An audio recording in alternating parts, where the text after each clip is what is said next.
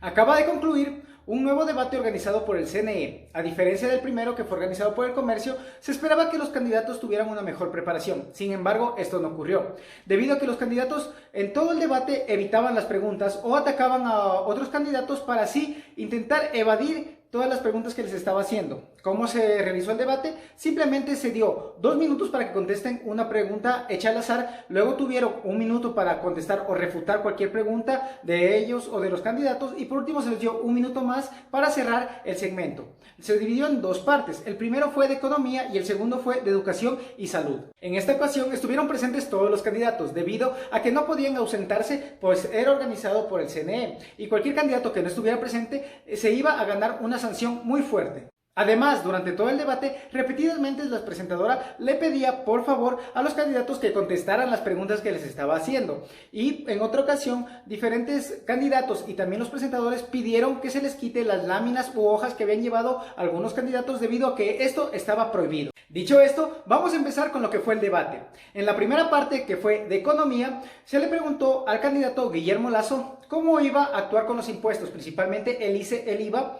Él mencionó que para esto la economía era como el motor de un avión. En realidad la economía es mucho más compleja, pero él quiso hacer esta comparación.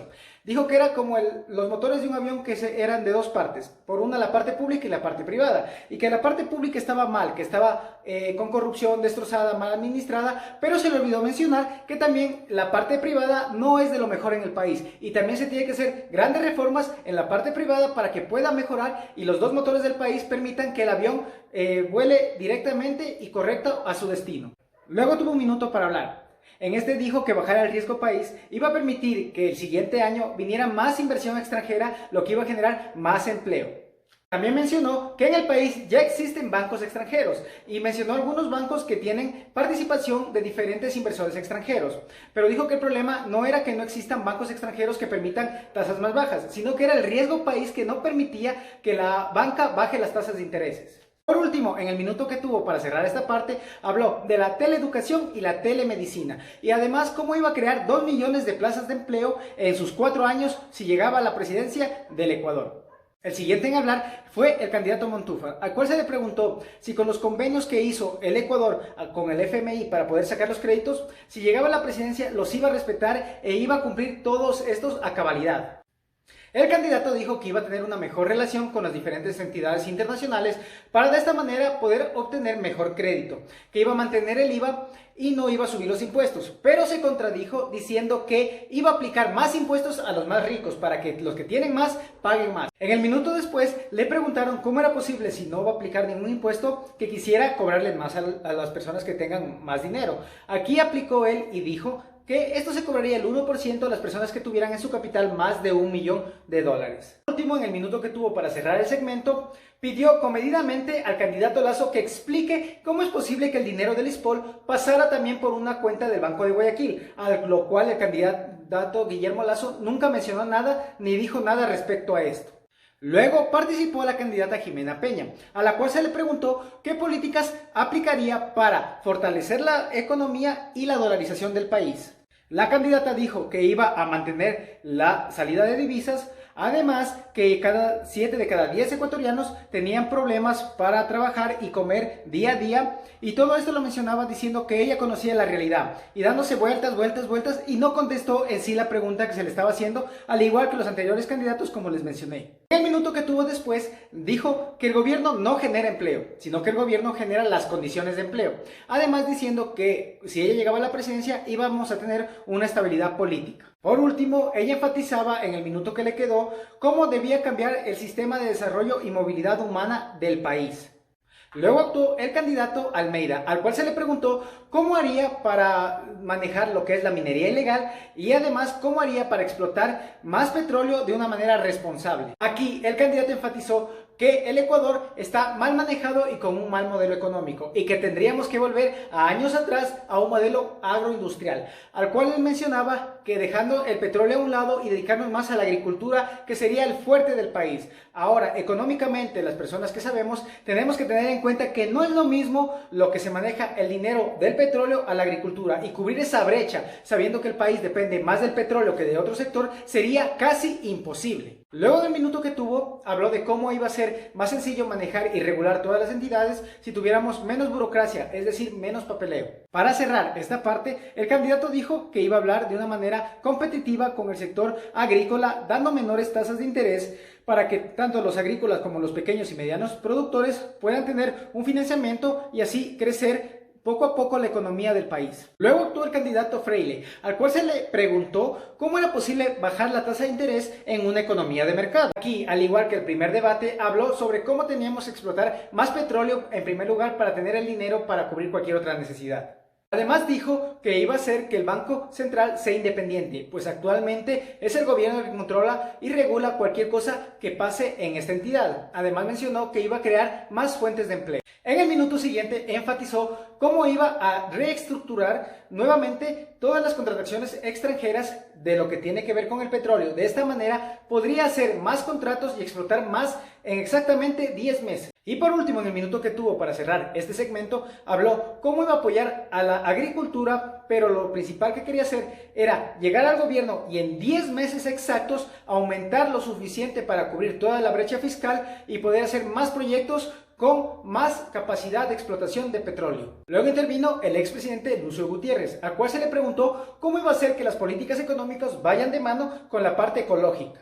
Durante este periodo habló sobre cómo en su gobierno crecieron las cifras hasta el 8.4% de la economía del país. Sin embargo, él se atribuye todas las buenas cifras que tiene el Banco Central durante estos años debido a su gran gestión, cuando en realidad fue un contexto internacional y diferentes factores que ayudaron y permitieron que Ecuador durante este tiempo, incluso el estar iniciando la dolarización, cambiaran las cifras y mejoraran ciertos aspectos económicos, pero también tenemos otras cosas que ver que se empeoraron. Por ejemplo, la migración que hubo durante estos años y el mal manejo de la brecha económica, salarial y también la brecha social que existía en estos años en el país. En el minuto siguiente enfatizó cómo era un presidente que sepa tomar las riendas, sepa tomar las decisiones, el que debía encargarse del país. Y según él era el mejor candidato para hacerlo. Y como podemos ver hasta este momento, todas las preguntas que estoy mostrando no tienen nada que ver con las respuestas que dieron los candidatos. Por último, enfatizó en cómo iba a cambiar del 12 al 10 el IVA, para de esta manera incentivar a que los ecuatorianos consumamos más. Luego habló el candidato Larrea, al cual se le preguntó sobre la movilidad humana, es decir, la migración.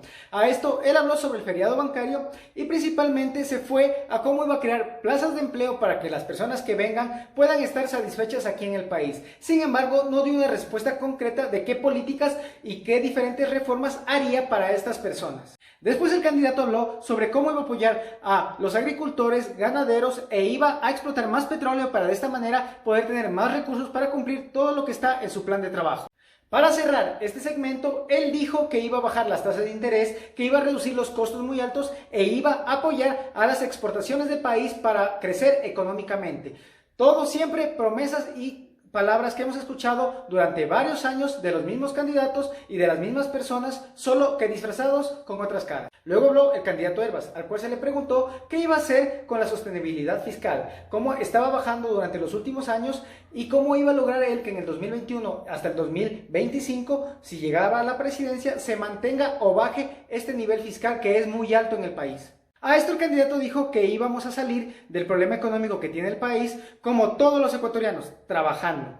Según él, manejar un país es lo mismo que manejar un hogar, y no es así. Pero bueno, él dijo esto, además enfatizó cómo iba a crecer la economía, cómo iba a enfocarse en dar más plazas de trabajo e inyectar liquidez en la economía del país mediante créditos de diferentes entidades financieras internacionales. En el minuto que tuvo después, habló sobre la banca de desarrollo internacional y cómo iba a fortalecer la dolarización. Para cerrar este segmento, él mencionó que iba a crear créditos a tasas del 6% durante 15 años para todos los ecuatorianos. De esta manera, reactivaría la economía y ayudaría a que crezca nuevamente el sector productivo del país. Así culminó el segmento de economía y desarrollo del país.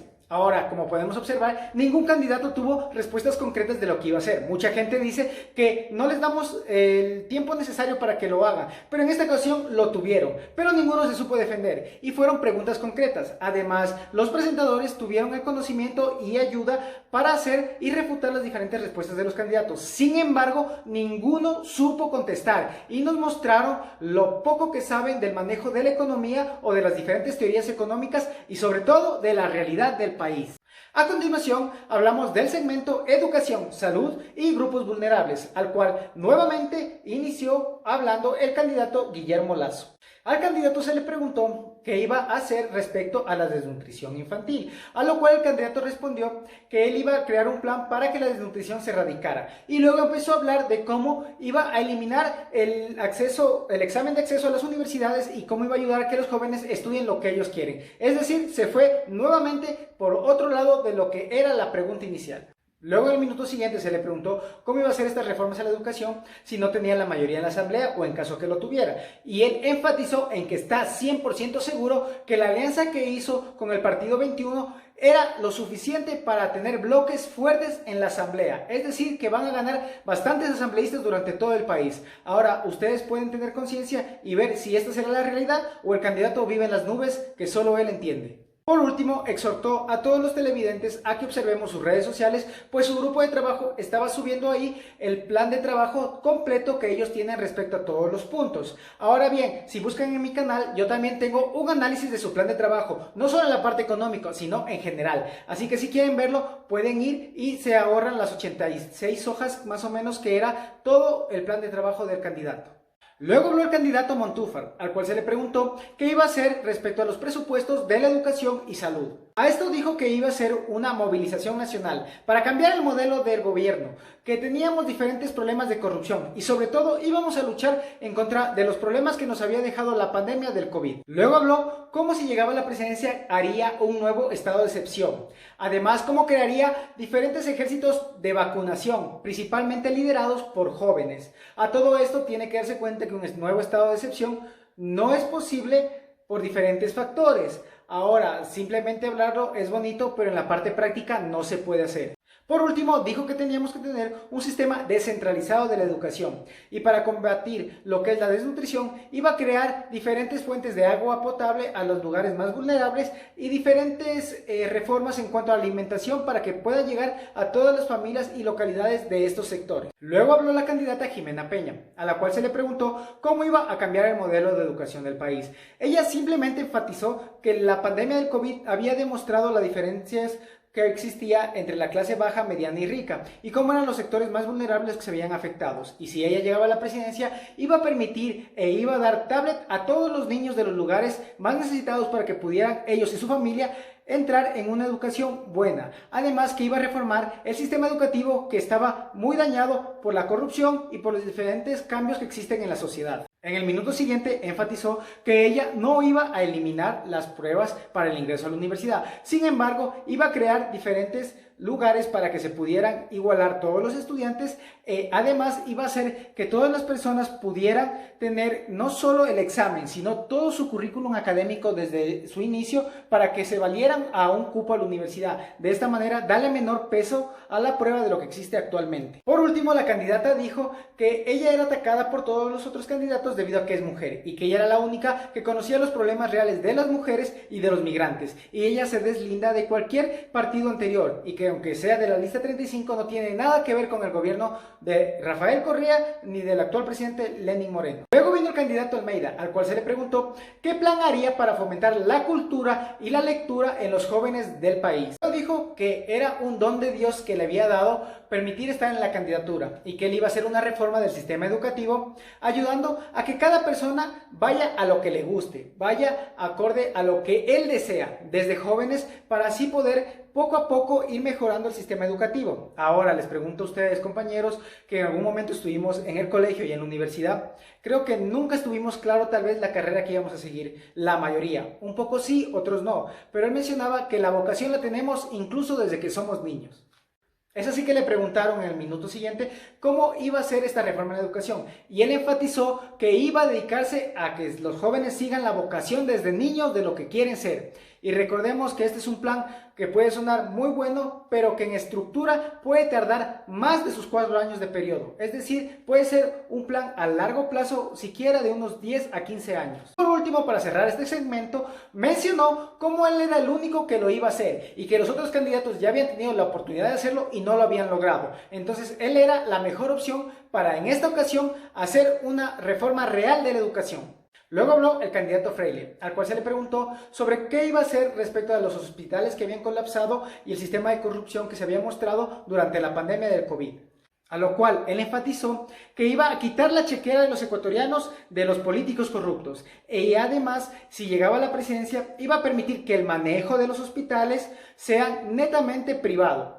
Aquí después le preguntaron en el minuto siguiente si iba a privatizar todo y dijo que no iba a permitir que se privatice nada, sino que simplemente iba a pasar el manejo y contratación del personal del sector público a las entidades privadas. Entonces estamos viendo que sea como sea, no hay una concordancia en lo que él menciona. Pese a que privatizar es pasar los bienes del Estado a la empresa privada, sí se va a pasar la contratación. Entonces vamos a tener en cuenta que sí se van a perder varias plazas de trabajo de todas las personas profesionales y también de los diferentes jóvenes que están estudiando las carreras de medicina, enfermería u otras. Para cerrar este segmento, habló sobre cómo iba a cambiar el sistema educativo. Ahora voy a mencionar algo que ocurrió en vivo. El candidato se puso enojado y bravo, pues sus diferentes colaboradores le habían mandado a su celular que estaban mal el logo de su partido político. Después de que el candidato dijera esto de una manera fuerte y reclamando al CNE, se enfatizó que lo que el candidato había mostrado en televisión no era más que un meme que le habían hecho en ese momento. Luego habló el candidato Lucio Gutiérrez, al cual se le preguntó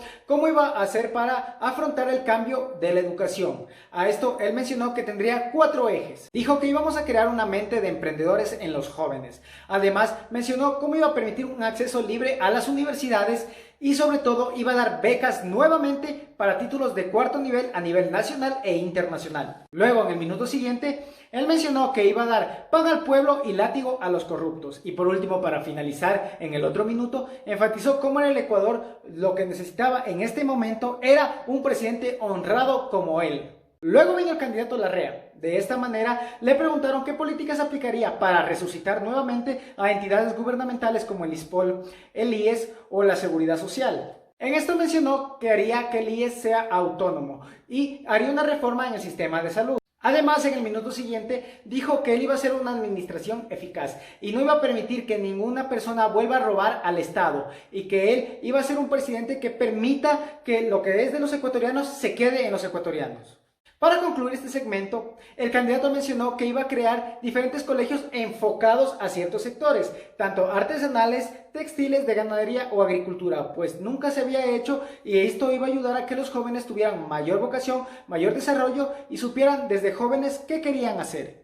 Se le preguntó sobre cómo iba a desarrollar su plan de vacunación del COVID-19. A esto mencionó que debía participar la empresa privada. Además dijo en el minuto después que la empresa privada de cada 100 vacunas que traiga, 10 sería el gobierno y la empresa privada se dedicaría a dar la vacuna a todas las personas que puedan pagarla. Todos sabemos que si trae la empresa privada las vacunas serían más caras. Sin embargo, él dijo que el gobierno cubriría todas estas brechas dando las vacunas a los sectores más vulnerables. Y por último habló sobre la violencia de género, racismo y violencia a los transgénero y cómo iba a erradicar todo esto del país. Así culminó este primer video. Voy a hacer otra parte de video que fueron todos los candidatos los que hablaron y en un solo video sería muy largo. En el siguiente video hablaremos de los mismos temas de economía y de salud, pero también hablaremos sobre diferentes cosas que pasaron durante todo el debate. Nos vemos en el próximo video.